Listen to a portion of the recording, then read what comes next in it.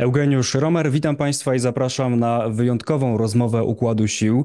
Dzisiaj mamy niezwykłego gościa, jest nim pan Yasheng Huang, profesor zajmujący się ekonomią globalną i zarządzaniem. Jest wykładowcą na MIT w Bostonie. Natomiast w Polsce, myślę, przede wszystkim jest znany z książki Zmierzch Wschodu, jak Chiny stały się potęgą i czy grozi im upadek. Ta książka została wydana w Polsce przez wydawnictwo Prześwity, pokazuje ją Państwu i polecam ją Państwu serdecznie. To nie tylko ogromna wiedza, dawka wiedzy na temat Chin, na temat ich historii, ale także no, mistrzowski pokaz metodologii politologicznej. Więc rozpoczynamy rozmowę. Welcome, sir. Yeah, thank you. Yeah. So I did a large introduction in Polish. Sorry for that. I've just told our viewers that you are famous in Poland, I guess, because of your book, which is, I think, one of the most important books which appeared in Poland in the last year. And in your book, you introduce a model called EAST. This model is used for explaining Chinese history. So E stands for exams, A for autocracy, S for stability, and T for technology. So let us start with the first one, with exams. And you write a lot about the KU exam, which was used in history by the Chinese authorities to, let's say, recruit people for Chinese administration. So you call it a blessing, but also at the same time a curse. Yeah. So why is it so? Well, it is a blessing in the sense that the exam cultivated hard working habit and devotion to study, devotion to academics, devotion to books. And if you look at China today, China now is emerging as a scientific power. Professors are doing research and students are working very hard. A lot of that came from that exam tradition. Let me just be very clear that the exam was established in 6th century. So this is not something that happened recently. It happens centuries before. So it has this long time of cultivating that habit. And let me just contrast that view with a very famous sociologist, Max Weber, German sociologist. And he famously claimed that Confucianism was bad for economic growth. Western religion, specifically Protestantism, was very good at hardworking habit.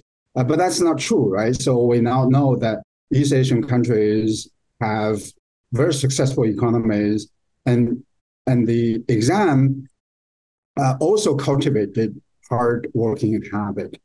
It is a curse in the following sense, and I will try to relate this to what little bit I know about Poland.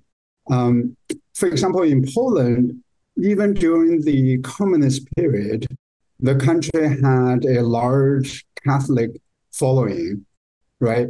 And the Pope in the 1980s was Polish, and that had a big effect on Poland.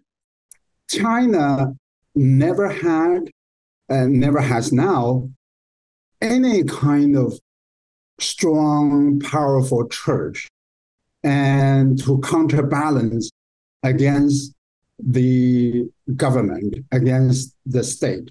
So even compare with another communist country like Poland, Chinese society, Chinese non-government sector has always been weak.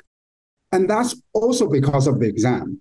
The exam was focused on recruiting human capital into the government only. So all the best people went into the government. They didn't go into commerce. They didn't go into universities. They didn't go into religion.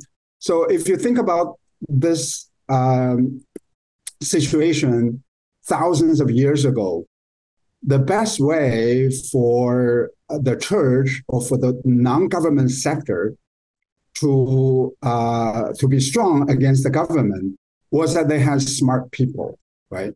And China never had that situation.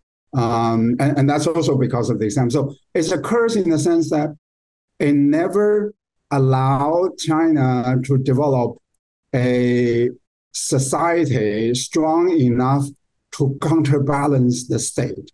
And so I use that framework to explain why communism is so strong in China, whereas it collapsed in, say, Eastern European countries. Maybe you could say as well a few words about how the exam used to look like, because it was about Confucianism. It wasn't about latest technologies, let's say, or any other kind of development. It was about history and knowing letters. So this also shaped Chinese society and Chinese history, right? Yeah, that's a very good question. So don't think about the exam as today's exam, right? So maybe in Poland, you need to take an exam to get into college, and you will be tested on Polish and mathematics, physics and chemistry and geography. So the Chinese civil service exam was about one subject matter, Confucianism. There's nothing else. And over time, even that test became narrower and narrower. So it was testing one particular version of Confucianism. You know, any philosophy has different interpretations, different schools of thought, and so you can sort of have a multi interpretations of even one single ideology, right? Democracy has many interpretations. Even autocracy has many interpretations. But the Chinese exam would only test one version of Confucianism. And so the exam over time became more and more narrow. At the beginning, they also tested medicine.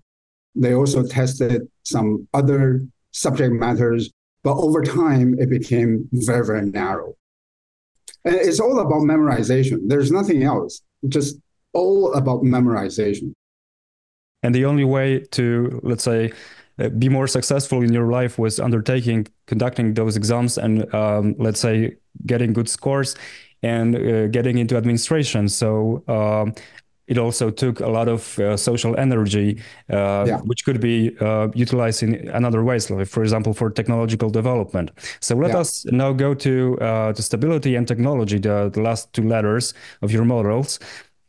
So as far as I understand, you write there's a tension between, and there's been tension in history and now between stability and technology in China. So what's the essence of this tension and of this lack of balance? Yeah, so let me first separate the two concepts, and then I'm going to connect them later on. If you look at how democracy emerged in Europe, it emerged first and foremost as a struggle between the king, the sovereign, and aristocracy. It was not a struggle between the king and the subjects, the citizens. It was really first a power struggle between the king and the aristocracy. Aristocracy is based on bloodline, right? Heritage, genetic heritage. If my father is an aristocrat, I naturally inherit his title, and that is passed down for generations. Now you introduce an exam, which is testing your ability to memorize Confucianist ideology, not a test of your bloodline. What the exam did was it demolished aristocracy. So it demolished this one source of competition with the sovereign, with the king, with the emperor, right? So, so if you look at Europe, it's very interesting. Currently, I'm working on a book with another professor on this big divergence between China and Europe exactly around 6th century. In Europe, it became more and more diverse, more and more, even you can say democratic, right? And in China, it became more and more authoritarian because they used the exam system to demolish aristocracy. So that preserved the stability. So let me stop you here, because one may say it wasn't actually a bad thing, because when you think of autocracy as something that makes people unequal, because not because of their achievements, but because of how they were born, right? So in terms of this exam, when you took it, everybody could take it, right? So, so everybody could be in administration, could be in the Chinese government. Let's put it that way. So how is it, let's say, not contributing to equality? Because nowadays we value equality, right?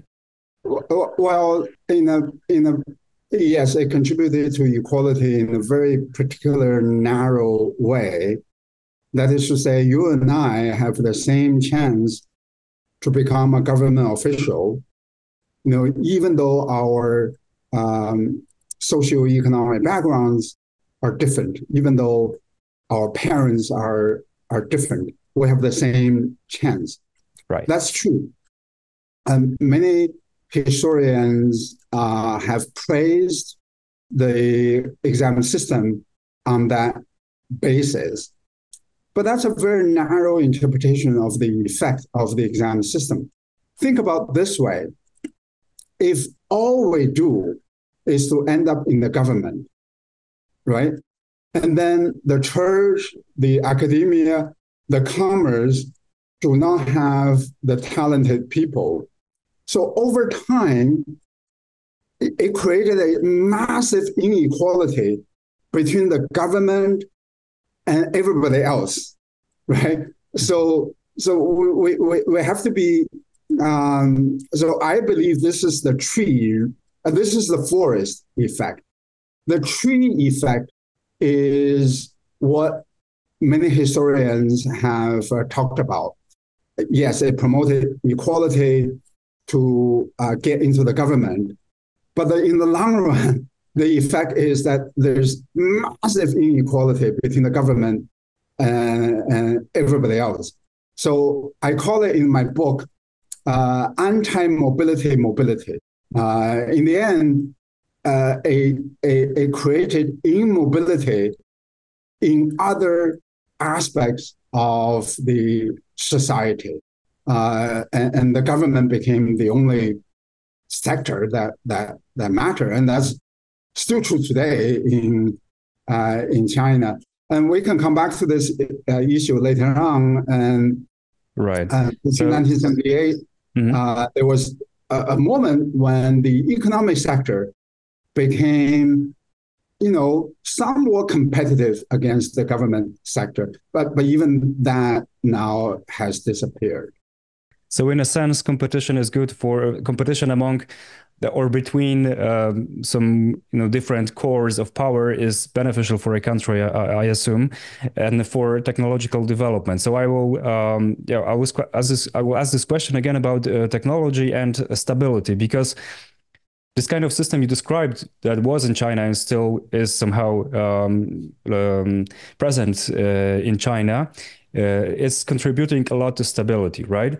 But it's not contributing to technological development, because if you want to succeed in life, you don't go to a private company and you don't work or develop your own business and so on. But you have to be in government, so it doesn't create doesn't boost creativity.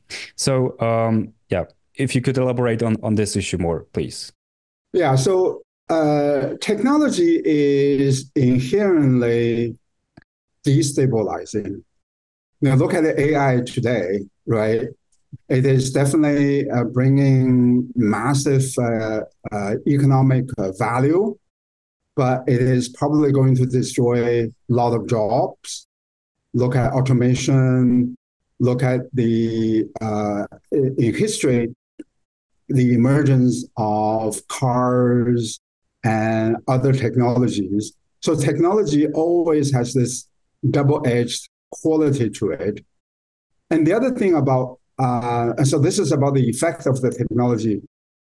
Technology is also created by sort of a chaotic situation, right? So central planning, which was very stable, very static, didn't create many path-breaking technologies. It was kind of the chaotic America, right? Silicon Valley and free-wheeling individualism and liberalism that created technology. So technological creation also required freedom and to some extent even chaos, right? So when you are incredibly stable, static, technology also becomes stable and static. So let me make that point in the context of my book.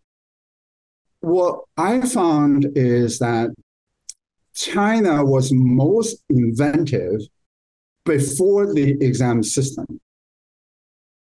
So that is to say, before 6th century, China reached the peak of its technological development before 6th century. And then in 6th century, they introduced the exam system. And immediately, technology began to decline. And then by about 13th century, they made the Confucianism the only tested subject on the exam, and then technology virtually disappeared, right? So what we saw in Chinese history is this rise and fall of technology coinciding with instability and stability of politics. So if you look at Europe created Industrial Revolution, England created Industrial Revolution. You know, there are many, many theories about why Europe succeeded in creating Industrial Revolution. It is definitely not because Europeans were smarter than or hardworking than the Chinese, or right? hardworking than anybody else. It was definitely not because of that. And Europe was actually behind China for a long period of time in science and technology. But what happened in Europe was that after the collapse of Roman Empire, Europe became fragmented into different kingdoms, France, Spain, Germany, Prussia, England. And then they competed with each other. They fought with each other, right? Wars and all of that.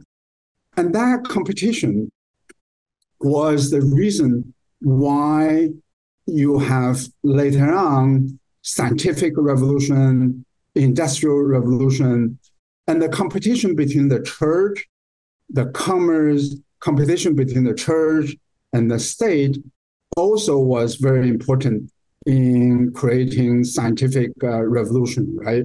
So if I can relate this to another Polish context, the Polish astronomer, so I know how to pronounce his name. Copernicus. Copernicus. I guess. Yes. Copernicus, right? So yes, he definitely was censored and criticized by the church, but he survived, right? Galileo survived, and that means that the church didn't have the absolute power over them. What if the church simply eliminated them physically, right? History would have been very, very different. So this competition was incredibly important in leading to scientific breakthroughs, industrial revolution in Europe, whereas China lost that opportunity because of the exam system. So let me now come to the present and to present China, because when you talk about history and when you write it in your book, you let's say show contrast between this period before the exam and the period after introducing the exam. And you also show a contrast between, let's say, the reform period under the rule of Deng Xiaoping in China, and then nowadays China, where Xi Jinping is ruling, let's say, or introducing more and more a personalistic rule. So do you think this is a good comparison? You can compare those two periods in the history of China.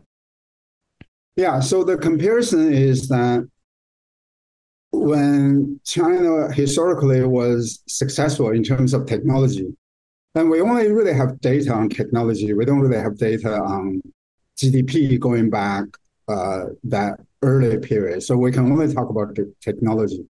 When China was successful, it was successful during a competitive context, political competition, competition of human capital, competition of talents. So if you look at the recent period, many of your viewers may know that in 1978, China began economic reforms, open door policies, allowing foreign direct investment, private sector development, also the decentralized decision-making from central government to local governments. So essentially, they introduced competition, right? Competition between state companies and private companies, competition among different regions of China. So unlike Poland, China is very big. And even one of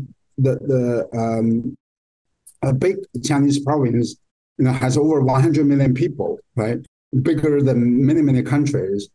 When you have competition at that level, you basically introduce market dynamics into a one-party system. So even though politically there's no competition, economically there's a lot of competition: foreign ownership, domestic ownership, private ownership, and state ownership. If we talk about science and technology, China was fortunate to open its door to the West. So I benefited from that policy. I came to the United States to study. You acquire new ideas, you acquire new knowledge, and some of these people went back to China, started their companies, introducing Western ideas, Western business method into that environment. In my book, I also emphasized the role of Hong Kong. And many people didn't know this, even though Hong Kong is very, very small. It played a critical role in Chinese economic development and takeoff. Hong Kong was one country, two systems. It had a separate financial system, separate legal system, separate currency. Critically, it had the rule of law, right?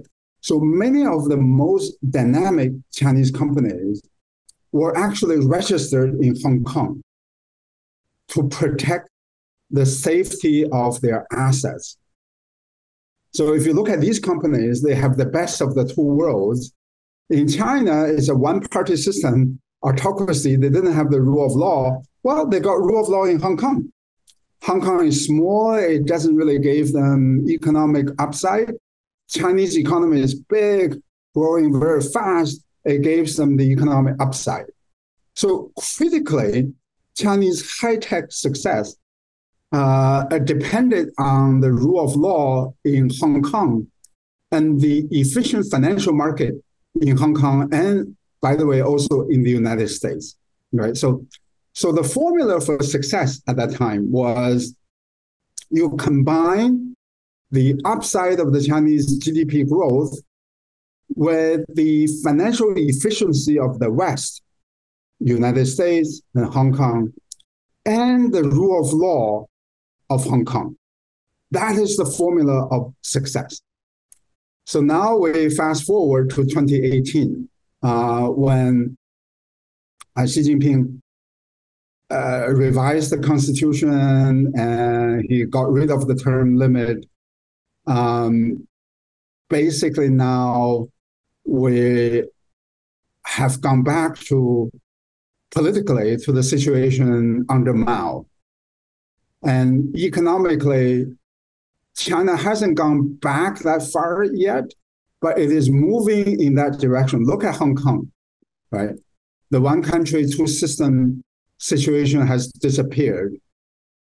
Decoupling with the United States, de-risking with the United States, with Europe, has made it almost impossible for Chinese companies to access foreign technology, foreign capital, foreign business management. So now China is going back to the period under the exam system when all you have is the government, right? And I finished the book in 2022. The book came out last year, but I finished the book in 2022. And I predicted the Chinese economy was going to slow down. At that time, if you go back to investment analysts, to Goldman Sachs, to all these Wall Street people, they predicted that China's economy was going to have a huge rebound, was going to grow very, very fast. I predict no, it was not going to, because the conditions, the competition conditions, the diversity conditions no longer existed. In the last 2 years, and I think your viewers would know this, Chinese economy has been struggling. And it is in a very, very bad situation now. If they do not go back to the Deng Xiaoping era of reform and open door policy, my prediction is that Chinese economy is going to get even worse. I will ask you some more questions about the present China, but I would like to come back now to the Deng Xiaoping period, because you also write that the West assumed, and it was a false assumption, as you write in your book, that you can alter China into being a democracy by involving it into the international trade. So the system worked perfectly for the Chinese economy. It would stand the word with growth, which was unseen in history, I think, of the humankind. But on the other hand, for example, when the uprising of the students in Beijing happened, you remember, of course, the Tiananmen uprising and the massacre.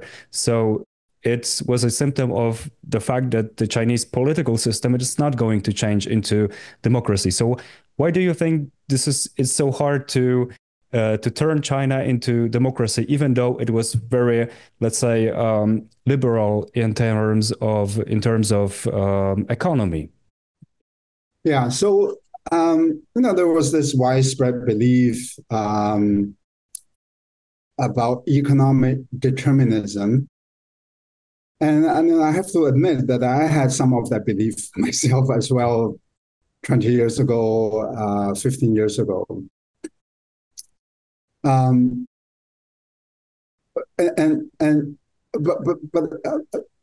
in part because people look at the rest of East Asia, they look at South Korea, they look at Taiwan, they had fast economic growth.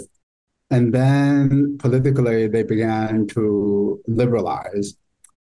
It's also true that the richest countries in the world, everything except for like some oil-rich countries like Kuwait and Saudi Arabia, the richest countries in the world are democracies, right? So the correlation definitely is there. Maybe even causation to some extent is there. But the problem with the causation story is that the causation is never perfect. And it's such a complex project. It's such a complex engineering project. There are so many variables that can affect the trajectory of history. So even if economic determinism is correct to some degree, it is never correct 100%. So I think I'm not going to give up completely on economic factors. On the other hand, we need to recognize that there are many things that can change that relationship. And I think one of the things that we didn't quite appreciate sufficiently is that the contrast between China and South Korea, China and Taiwan, is that when South Korea and Taiwan began to liberalize politically, their politics was already more liberal than the Chinese politics even before Xi Jinping. So the economic effect works through a political channel that is more open-ended, that was more flexible than China. And I think what happened in China is after 1989, the Tiananmen demonstration, the political system became extremely tight controlled. The economic system became more and more flexible. Domestic competition, foreign competition, the things I talked about before. But the political system became more and more centralized and tightly controlled. That's a factor I think many of us didn't quite appreciate. And so it's not just Xi Jinping. Xi Jinping came into power in 2012. This political centralization began after 1989 that laid the ground for Xi Jinping. Many of us didn't take that as seriously and as we should have. I did talk about that in 2008. I published a book in 2008. I did point out about the political centralization, but I didn't quite talk about how that political centralization would have affected the future political development. So I didn't predict the rise of extreme autocracy in China. I sort of predicted that Chinese politics was going to be hard to change. So my prediction was more like a level like that, rather than kind of a rise of autocracy. So I think that was a lesson that we have to learn. And going back to Poland, in the 1980s, Poland didn't have huge economic success, right? And the Catholic Church was active. The Solidarity movement was Walesa, right? He was very active. And during the time when the economy was actually very bad in the 1980s, and then it became a democracy. So I would argue that economics is definitely a factor, but it is not the only factor. It may not be the most important factor. It is really maybe civil society, maybe church, maybe NGOs, kind of the social diversity that is more important for democracy to emerge rather than just market economics. Market economics, I don't think it hurts the democratic development, but it doesn't promote democratic development as much as we believe. So we can observe that in China nowadays, in the present China. So yes. So if it comes to Xi Jinping and his autocratic rule or personalistic rule, so you believe this is not only because of him in general, because of the political situation in China. This country is going to be, let's say, its economy is going to be smaller, is going to decrease. And we observe that when we look to the current data before, for example, the upcoming plenum of the Communist Party. But on the other hand, when you look at the, for example, semiconductor industry, Sure. We see a lot of successes. So the US is imposing sanctions, right? The Europe is imposing sanctions on technology. And even though China is very successful in producing its own microchips, and maybe it lacks some very advanced tools produced by ASML, but even though it has its own software, its own hardware, its own microchips, its own products like I don't know, phones or computers. So maybe in this case, China might be successful in this, let's say, forceful technological development driven by money from the government is going to give success to China. I don't think so. And I think the key thing to point out is a product is not an economy. So if you look at Soviet Union, they had some very successful products, technologies. Laser was invented in Soviet Union. Soviet Union had advanced military technology, but the economy collapsed, right? So here's a fundamental difference between a market economy and an economy that is controlled by the government. In the economy that is controlled by the government, because government has a lot of resources, the society doesn't. You and I don't have a lot of resources. Private sector companies don't have a lot of resources. So the government can really concentrate resource development on a few products, on a few technologies. And plus, both China and Soviet Union had very smart people, right? Hardworking people, extremely smart, well-educated, scientifically educated population. You can definitely achieve these engineering successes. And the semiconductor story, I think, is not yet finished. But we don't.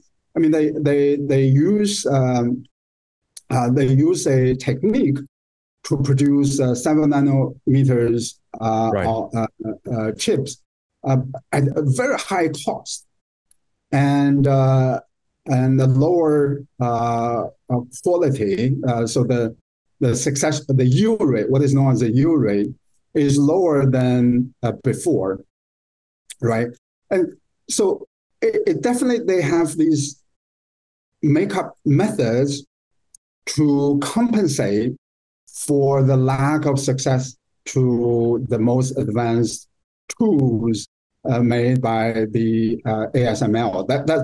That's absolutely true. But think about the effect of that.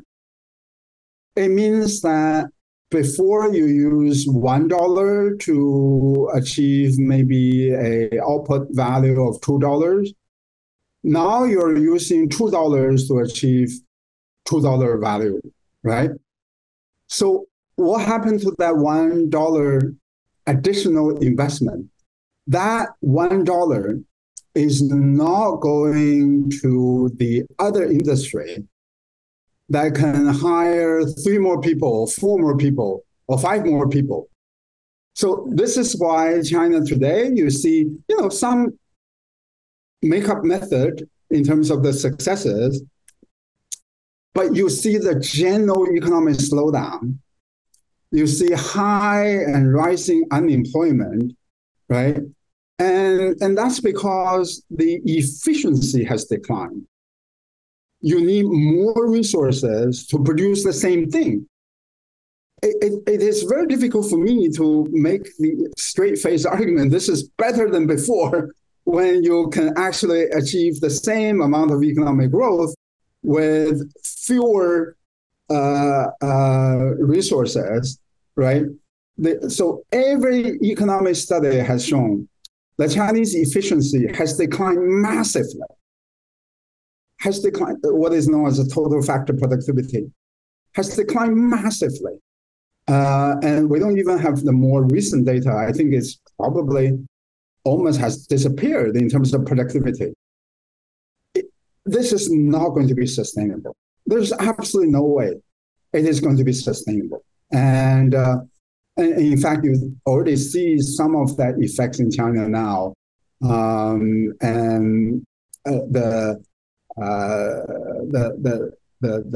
the consumption growth is fairly slow, and they have to rely on foreign markets more and more, like U.S. market for solar, for EVs, and European market. And this is okay before when you have good relationship with EU. When you have good relationship with the United States, you can export your way out. Now you don't have a good relationship with EU. You don't have a good relationship with the United States. And you still have this extra capacity. So that's not a very good development, right? So this is another thing I didn't talk about in my book, but I'm currently finishing another book that I talk about this. The China model of development, production-oriented rather than consumption-oriented, require the country to have a good working relationship with the West, right? And that happened before Xi Jinping, right? But now, because of China's support for Russia, even EU now, as people in your country would know, right? I mean, Russia is invading Ukraine at your doorstep, and you are supporting Russia. How would you expect European countries to react to your products, right? So it's totally predictable that the EU will be very concerned about. Yes, but taking into consideration how German economy and German exports are connected with the Chinese market, I think maybe it somehow changes the equation. But coming back to China and to let's say let's close the topic of the economy and let's go into let's say more military coercive, more and more military coercive China, which we observe right now. So do you think that this is something that is going to grow? For example, are we going to see China invading Taiwan in the upcoming years? Because as you wrote in your book, traditionally China, there was a, let's say, the Chinese were attached to the civilian rule, right? The military was just a tool to achieving some goals, but the people who were in charge, were in rule, were civilians, were very smart people, philosophers, and so on. So this is somehow changing as we observe. China is building, for example, a large navy. Why is it so? And do you think that China is going to use this power? Yeah, so I don't quite buy the idea. I live in Washington, D.C. this year, and I hear this idea a lot. I don't buy the idea that China has purposely aimed to challenge the global status of the United States. I don't quite believe in that. China still has a very narrow geopolitical goal. And for China, Taiwan is its core value, and they don't think necessarily that taking over Taiwan is challenging the US because their view is that this is our country anyway, right? So it is not challenging the US by doing that. And if you look at the rhetoric of the Chinese leaders, compared with the leaders before Xi Jinping, there are some similar rhetoric about Taiwan being an integral part of China. That has not really changed that much. I think the big change is that the previous leaders were more patient, and they kind of say, okay, it is an integral part of China, but we don't have to resolve that issue quickly. There seems to be a little bit more urgency under the current leadership. Whether or not that means they're going to invade, take over Taiwan, I don't know. But there's that difference, and there's another difference, which is, as you pointed out, China has invested heavily in naval power, and that seems to be designed to sort of about Taiwan, right? So I'm not a geopolitical specialist, so I don't know this subject matter as much as other people do. But I do want to point out that that the economic background is totally different now. And the power, that the military power you build up is becoming more and more costly when the economy is slowing down. So essentially, you have to resolve these conflicts much more than you did before. So that's issue number one. Issue number two is that when you have a strong military, in a technical and operational sense, more tanks, more ships, aircraft carriers, more airplanes. Yes, that's true. But you also empower them politically, right? So that can be a double-edged sword as well. As you correctly summarize my book, traditionally, the Chinese military was quite subordinate to the politics, to the civilian control. And in Chinese history, there were not many coup d'etat by the generals. And that's because the military was very weak. But now you increase the power of the military, you increase their technical power, you can also increase their political power. Look at what has happened recently. Just in the last 2 years, they have purged 2 defense ministers. 2, not 1, 2 defense ministers. And there are other high-level military officers that have also been purged. So, if you put these 2 developments together, you have a weaker economy. So building the military is becoming more and more costly.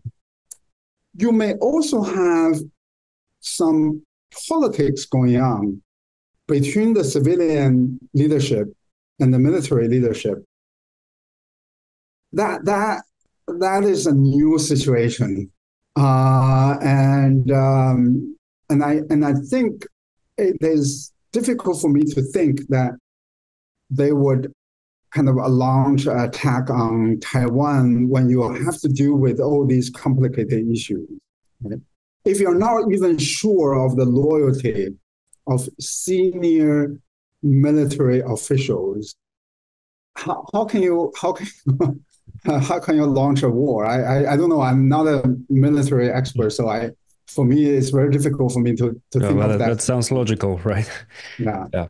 So It also raises the last question I would like to ask you, and it's about the Chinese succession after Xi Jinping dies, because I believe he is going to be in power until he is alive. So yes, you're right that it's caused in history of China problems many times that the rural Yeah. died, and there was a lot of people competing for the succession. And she is actually not pointing a next leader, and he's waging campaign against corruption and using this to make purges in the party. So it means there is no concrete person that can be the next leader of China. So it doesn't contribute to stability, as you write in your book, such situation when you don't have the next leader. So what is going to happen in China, in your opinion, after she dies Yeah. eventually? So we have to go back a little bit to history. Under Mao, the many succession plans failed, collapsed, and some of them collapsed at the last moment. And Deng Xiaoping fixed the problem by creating term limits. So under the Chinese Constitution, the president could serve 2 terms, and he had to step down at the end of the second term. And that happened twice, in 2002 and 2012. So that was actually a remarkable success of Deng Xiaoping to create the structure that ensured political stability and solve the succession problem. In 2018, the term limit was dropped. So I worry about succession problems, not because it is an autocracy, but because they got rid of one method to ensure smooth succession transitions.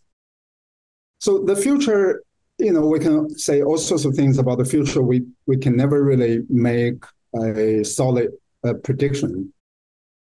But the thing that emerges from history is that when you have lifelong tenure, there are essentially 2 regular patterns. One is that succession plans tend to fail, right? That happened under Mao several times. And the other is that the succession plan that succeeded tended to be unpredictable and unstable. That happened after Mao died. They had a leader who succeeded Mao between 1976 and 1978 or 1980. And then he was quickly pushed aside. So Mao's appointed successor in the last months of his life was pushed out very, very quickly after he died. So those 2 scenarios happen a lot historically in China under lifelong tenure. And now we know that one of the scenarios is probably not going to happen. Under Mao, he tried to name a successor, but then he got rid of them quickly. So far, Xi Jinping has not named any successor yet. Such people get very ambitious, right? And maybe a threat to the rural. That's right. So it's an unstable situation once you do that. And it has this kind of dynamics built into the process. So he hasn't done that. That means, he has to name someone later in his life. So a little bit like Mao in 1976, and he named that successor. And that successor succeeded only because Mao quickly died. And so that scenario is more likely. And then that scenario is not a very stable one, right? Again, I'm speaking from history. I cannot, when we make predictions, we can only make predictions on the basis of history. So it may not happen this time around. Maybe good things will happen, but I do worry about that scenario. Yeah. So probably one day we will observe it. So thank you very much, sir. It was extremely interesting listening to you and talking to you and having this interview with you. It was a pleasure. Thank you very much. Thank you, Glad. Thank you.